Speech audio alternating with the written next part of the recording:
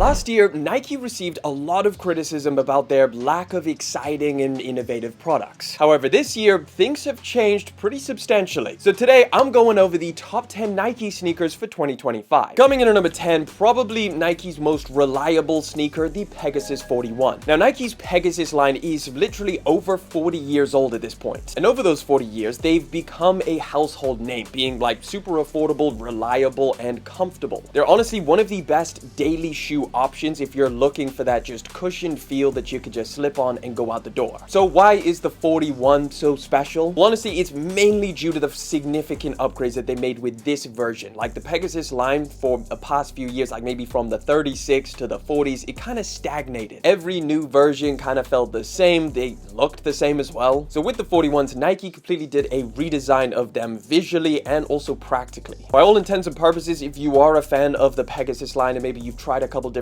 models, it's still that same super comfortable, reliable model, but just better in almost every single way. And now that they've been out for a decent amount of months, there's also a plethora of different colorway options to choose from. Almost as iconic as the Pegasus line, coming in at number 9, the Zoom Vomero 5. Now, the Vomero line is kind of similar to the Pegasus line, although just more confusing. Like, it's certainly not as stable or reliable, really. And that's just mainly down to the fact that, like, every single version of the Vomero seems to have a significant change. Like, the latest Vomero is just a completely different shoe to, like, what they were putting out originally. Either way, the Vomero 5, obviously one of the earlier ones. I think they originally launched back in, like, 2010. It's definitely more of a retro runner style with, like, all of the mesh and synthetic overlays. It is arguably one of the best retro runners that you can find on the entire market. Insanely comfortable, super nice, soft, padded upper that works great with the midsole. This is one of the best daily shoes, so if you just wanted something to kind of run around in and obviously look good in, this is a phenomenal option. What's also really cool about the Vomero line is that there's so many different versions and styles. Like, I think my favorite to this day has to be the design in Japan one. It's just such a significant change to like a regular pair of Vomeros,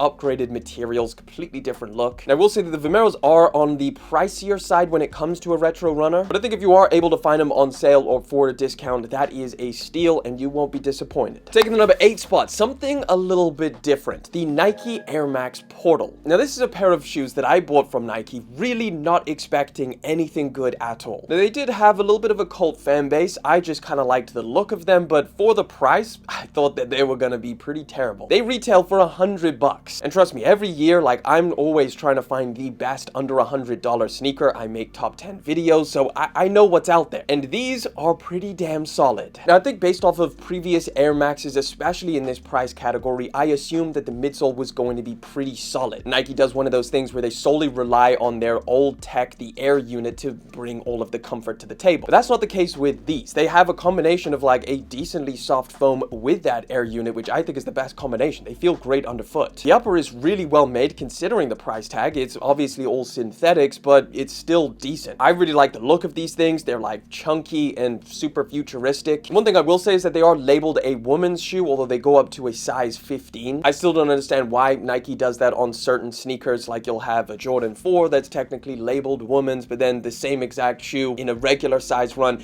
I don't know. It's almost like they have to hit a quota of something for like gender specific shoes. Either way, if you wanted like one of the best Air Maxes for such a ridiculously good price, these are a great option. Speaking of affordable shoes, coming in at number 7, the Nike C1TY or Nike City. Now, this one is slightly confusing because I assumed when Nike released these things, it was to replace their Tom Sachs collaboration that kind of just went down the gutter. That collaboration was insanely popular. However, it ended because of all of the controversy surrounding Tom Sachs. We don't need to get into it. But shortly after they released this new version, which is pretty much identical to the general purpose shoe, they also resumed their collaboration with Tom Sachs. So I don't really know, maybe we're also going to get Tom Sachs shoes back and this pair of shoes is still going to exist, but regardless, they're practically identical. So if you were a fan of the general purpose shoe, then these are literally for you. I mean, they are more affordable. They're actually attainable because the Tom Sachs ones are either completely sold out or reselling for a premium. And just like the GPS, these are built to just be beaten to the ground. They're super tactile and durable. They've got like this extreme waffle outsole. The upper is made from like a woven nylon and then some suede. If you're someone who does a lot of walking or just beats their shoes to the ground, this one is going to be a great option for you. And all of this is just for like $100. So I think it's a great option. Coming in at number 6, we've got another Pegasus. Spoiler alert, this won't be the last. It's the Nike Pegasus Wave. Now, we all know that the market right now for sneakers is completely dominated by different brands releasing retro runner styles. And you know what? I'm fine with that. I love the retro runner just as much as the next guy. But after all of these brands are dropping their own different versions, they all kind of blend together and kind of look the same. And I think that's where the Pegasus wave really comes in and changes things up. It's basically an updated version of the original Pegasus 2005. These ones are just, again, a lot more futuristic. Now, they have pretty much the exact same DNA, so like the same midsole and a lot of the same elements. These things just look cooler, from like the plastic cage around the side to like all of the puffy panels. The colorways are insane, like especially the louder ones, which I didn't think I would like, but like the orange ones, the blue ones, they look sick. And these are also slightly more affordable than the Vomero 5, so if you were looking for like a unique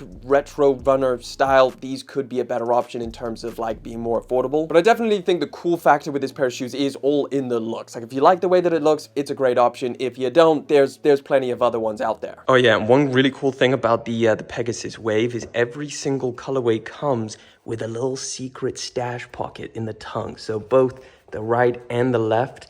So yeah, just wanted to mention that. I don't know, for some people that might be an essential, but yeah, you get hidden stash pockets. Do with that what you will. Coming in at number 5, we've got the Nike Vomero 18. And now you can see what I mean when it comes to like the Vomero line, like the Vomero 18s versus the freaking Vomero 5s. Two completely different shoes. Either way, the Vomero 18 is now Nike's max cushion offering. It's now the tallest stack of foam that they have in any of their shoes. It's a whopping 46 millimeters. Now it's a combined stack of foam with ZoomX and ReactX, again, two of their most premium cushioning technologies. It's also a complete redesign compared to the previous version, the 17s. Like those also look completely different. In my opinion, these things look great. They kind of find a nice midpoint between like being a max cushion shoe, but not looking ridiculous like some of the Hokas or some of, you know, like the huge stack of foams. These like have a huge stack, but don't make it that obvious. They've got a really nice rocker shape to them, so walking around in these feel like a dream. Honestly, these are now one of, if not the most comfortable shoe that Nike offers. So obviously it's still a running shoe, so if you wanted to run in them, it's a perfect hybrid option. So again, if you are looking for like the most comfortable shoe,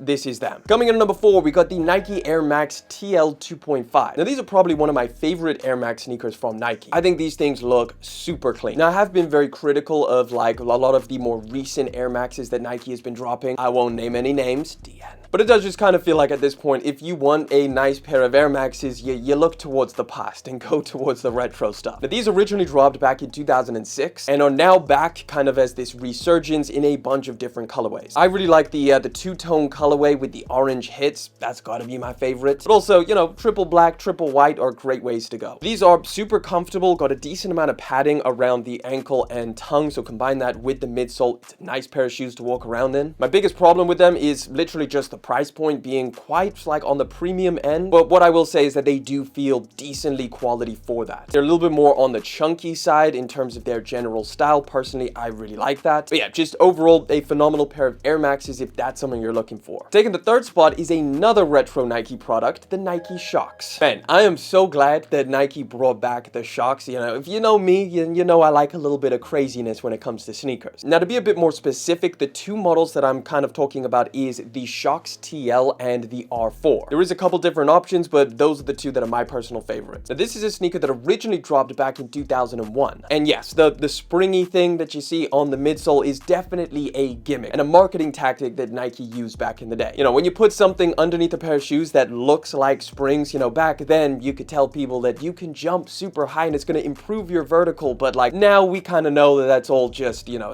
that's not true at all. So no, you're not going to double your vertical in these things, but they are decently comfortable on foot, like actually very comfortable. It's such a unique design that it's something that you can only really get from this pair of shoes. I mean, you could look at Adidas's copy version, but you know, the originals are always better. Either way, these are some of my favorite Nikes at the moment. I think they just look so cool and like retro futuristic when you rock them now. And I also completely understand that they might be a little bit too crazy for some people, but just trust me, give them a try and then you can judge them. Taking the number 2 spot is the Nike V5 Runner. Now, I believe that this sneaker is a direct shot at all of those articles talking about Nike in a negative light, because these things are back to compete with everyone. It's a clear competitor, one of the most popular shoes on the market right now, the Asics 1130. That's their affordable retro runner style, which is doing incredibly popular almost for any any brand that releases some kind of version like that. And Nike didn't really have anything that was competing. However, this one definitely throws itself in the mix. So it's actually a new design. It's not something that Nike brought back from the archives like a Pegasus or a Vomero. It does share a lot of design similarities to the Vomero 5, but it's completely different. They retail for just $90, which I think for like what you're getting on this pair of shoes is phenomenal. Got a decent cushioning underfoot, really nice padded upper where the mesh is actually really nice and soft. But that classic style look to them. I think honestly it is by far Nike's best affordable shoe on the market. Now, I do still think that you do have a lot of options when it comes to this sector. Like if you're looking for an affordable retro runner, New Balance has one, Asics has one. So I guess it really does come down to like personal preference in the design category. Like these are not going to be anything insanely different. I just think it's a really good looking pair of shoes from Nike at a reasonable price. Now, because they only just released, there's only 4 colorways to choose from, which is a little bit annoying, but I'm sure that's going to change very, very soon. But coming in at number 1 is the Nike Pegasus Premium. Yes, this is definitely Nike's main response to all of those lack of innovation articles. This is where they were like, okay, hold my beer. So these are probably like one of the craziest shoes Nike has made in recent memory. They basically slammed 3 of their flagship cushionings into one stack of foam. So you've got that super soft Zoom X right at the top underneath your foot. So that's the stuff that they put in all of their like marathon shoes, like the Alpha Flies and stuff like that. In the middle, they've got a Zoom Air unit, which is the world's first sculpted Zoom Air, which means it's actually like curved and conforms to your foot and it's not just like a flat line. And Zoom Air, if you weren't aware, is basically an air unit with little fibers attached on the inside. When you compress it down, they relax, and then when you let go, it springs forward. So like when you're stepping, you get that springy feel. And at the bottom of all of that is ReactX, still super cushioned foam, but a lot more stable. And all of this combined creates a massive 45mm stack height, which is very tall, and these things feel super unique on foot, like definitely different to a lot of other max cushioned shoes that you find on the market. Like really, this is the only kind of shoe that you can get this feeling from. It's like springy but cushioned at the same time. It's just weird to walk around in, but just in the best way possible. Monster of a pair of shoes, but definitely one of my favorite Nikes that is released in a very long time. Now, for all of this craziness going on, you will pay a price premium. These things retail for $210, which is pretty steep. And at the time of recording, they have consistently sold out. The first colorway, the second colorway, all gone. But there is plenty more options on the horizon. More and more are dropping every single month. So arguably some of the better colorways as well. So I'd look forward to those. Either way, that is the top 10. Let me know what you think of this list down in the comment section. If you want to catch another video, click that one right over there.